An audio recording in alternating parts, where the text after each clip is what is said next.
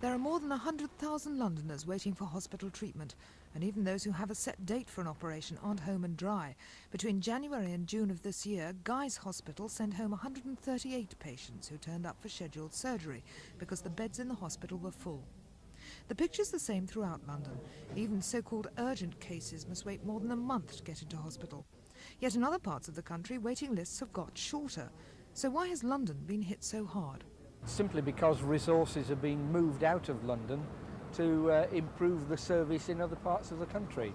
In the Lawson cuts immediately after the general election last year, London lost more than 12 million quid overnight, and this is part of a long continuing process of shifting money out of the Greater London area. The average rise in the waiting list is only some 6%. Is that so bad, considering all things? Well, it's going down in the rest of the country by 1.5%, and in London it's a 6% increase, but it's a 6% increase to 115,000. And if you or I were one of the 115,000 Londoners who wants an operation, we'd think it was pretty bad.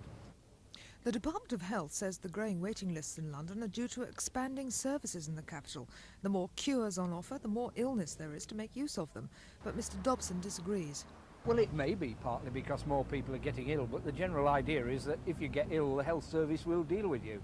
And the fact of the matter is that nationally, the government's funding of the health service isn't keeping up with need, and that they pretend that it is nationally, but they've even stopped pretending that they're keeping up with need in London.